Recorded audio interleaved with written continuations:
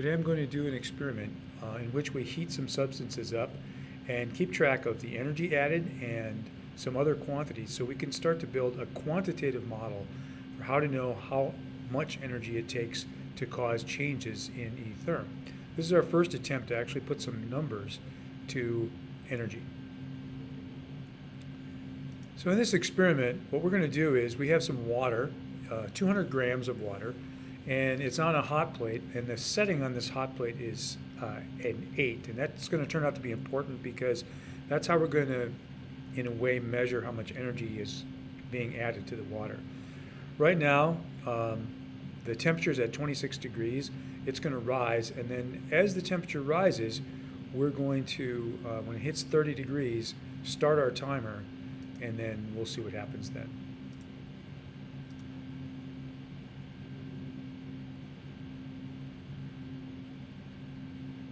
So now the temperature is going up, approaching 30. You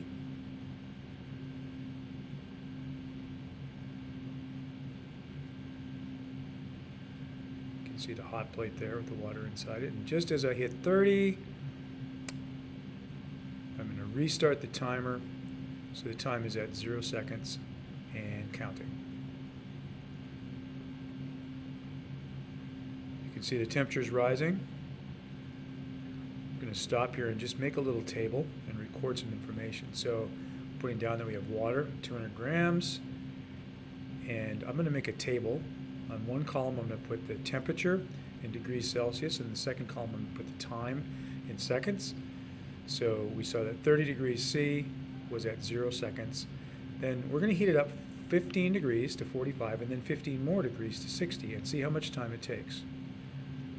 So now we're in sped up mode. Time is happening really fast, and we're approaching 45 degrees, and now we're slowing down as we get right close to 45, and we're there.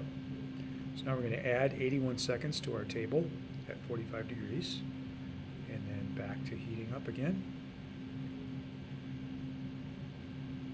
and then speeding up time because it's boring to watch water heat up until we hit about 60,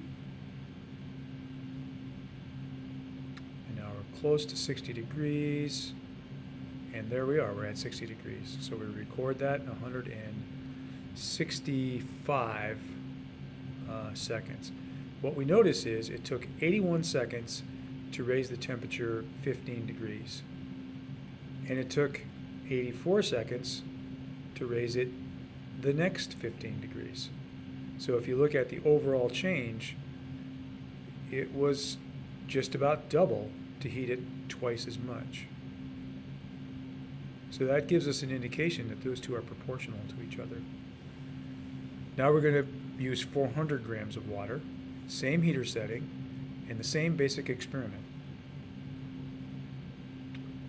So starting out this table here, water, it's at 400 degrees, or 400 grams, or sorry.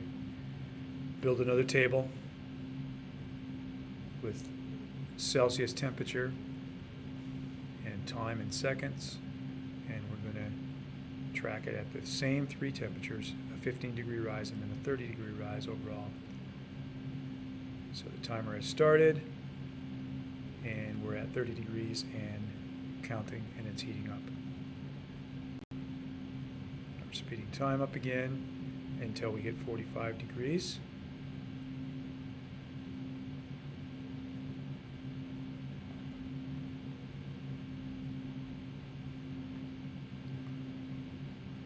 Now as we approach 45, we're going to slow time down to regular speed.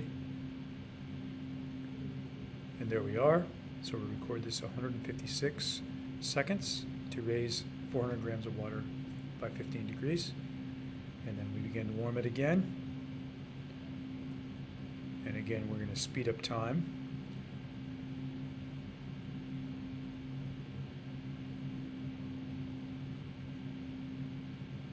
Until we approach 60 degrees.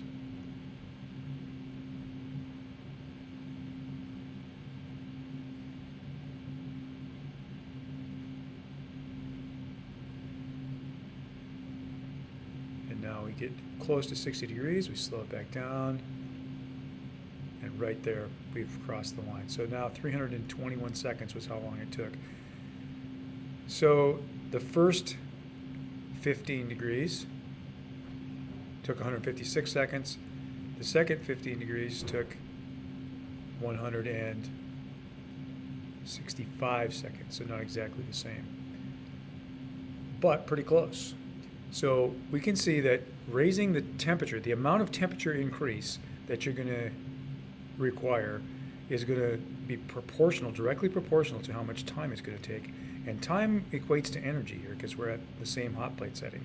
The other thing that we see is it's also proportional to mass, because when we doubled the mass, we also had to double the time. Now we're going to do the experiment again, only we're going to use a different substance, antifreeze. We're using 400 grams, so it's the same as the last experiment of water, except it's now a different substance. And we're going to see if all substances behave about the same or what. So same experiment, time, and then 15-degree temperature increments. So it just hit 30, I've started the timer, and there you can see my antifreeze that's heating up.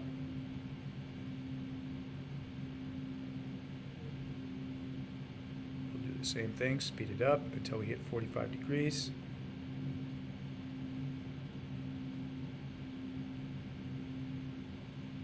And there's 45. It took 90 seconds to get to 45. Now we continue to heat up.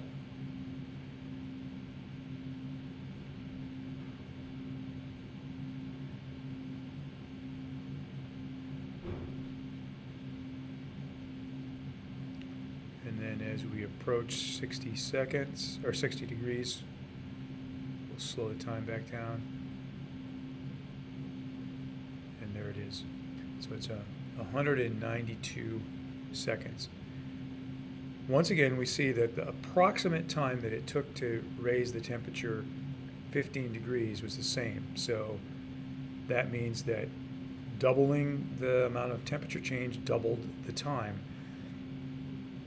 And we also see that there's a difference between how much energy it takes to raise the temperature of antifreeze compared with water. It takes much less energy to raise antifreeze's temperature. So it depends on how much substance, how much mass, and how much temperature change. Three things. So what is the stuff, what is the temperature change, and what is the mass? So we can put this all together in this predictive model.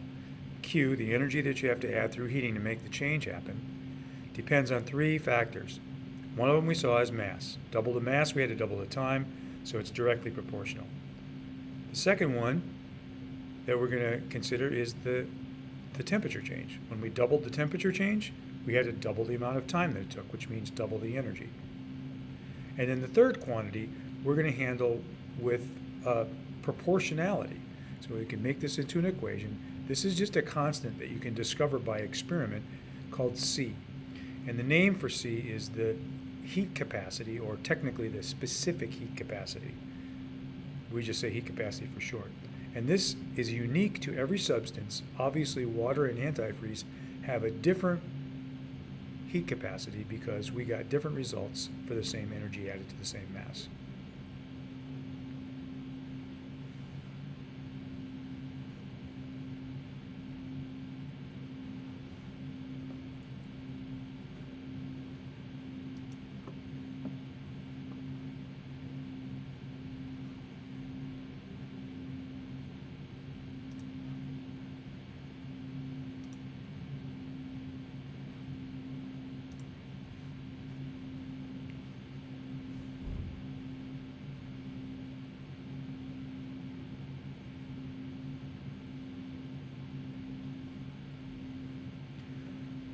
So now let's summarize quantifying changes in thermal energy storage. One of the things that we found out that E-therm changes depend on is the temperature change. We saw that when we doubled the amount of temperature change, we had to double the amount of energy that was added because we had to double the time with the same heater plate or hot plate setting. So when we double the temperature change, we had to double the energy flow. That means that they're directly proportional. That's what that little funny symbol in between the Q for heating and delta T for change in temperature means. They're directly proportional. Whatever you do to one, you have to do to the other. So to double the temperature change, you have to add double the energy through heating. Another thing that we saw is it depends on mass. When we doubled the amount of water with the same heat setting and the same temperature change, we had to double the time. So that means when you double the mass, you have to double the energy flow. So they're directly proportional to each other as well. So we put these two factors together. That means that the amount of heat energy that has to be added through heating is going to be proportional to the product of the mass, how much is there, and the temperature change. But we also saw that it depends on the substance. We found that antifreeze and water didn't behave the same way. So how we handle that is we use this quantity called heat capacity. Heat capacity is different for each substance. Every substance has their own ability to modify how much the temperature goes up when energy is added through heating. So when you put all three of these factors together, you have a predictive model. You can weigh masses, you can measure temperature changes with a thermometer or a temperature probe, and then you can look up the heat capacity for different substances. Here's something interesting. This is a chart that I have here that just includes the result from our experiment in the middle column. It took 321 seconds for 30-degree change in water's temperature. It took 192 seconds for the same temperature change in the same mass of antifreeze. It was 400 grams in both cases. The time is proportional to how much energy was added because the hot plate was on the same setting, so it was delivering the same amount of energy in every unit of time. On the right column, I have the specific heat capacity, and this is measured in joules, that's an energy unit, for every gram and every degree C. So for water, it takes 4.18 joules of energy to make a gram of water go up by 1 degree C. For antifreeze, it takes 2.43 joules of energy for the same change in the same mass. Now let's look at some ratios here. I'm going to shrink this chart down to the left-hand side and make room for some arithmetic. When I take the ratio of the energy change, which is really the time change here, for water over antifreeze, I get a ratio of 1.67. When I take the ratio of the heat capacities, 4.18 over 2.43, I get 1.72, which is almost exactly the same ratio. So we can think about heat capacity as an ability to resist temperature change. Let's look at a problem that you might be able to use this new model to solve.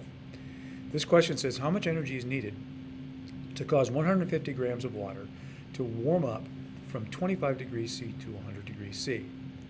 I like to start these problems by doing a heating curve or cooling curve, depending on the situation, just to help me figure out which equation should I be using, because we're going to get another equation later on.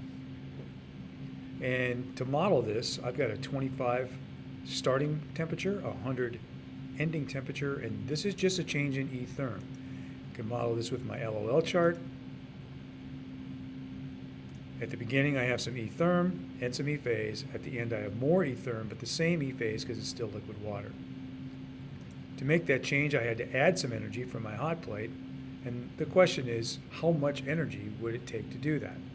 Since this is only a change in E therm, the quantitative model that we can use here is that the heat energy added through heating, I should say, is equal to the specific heat capacity times the mass times the change in temperature. So now let's put some numbers to this.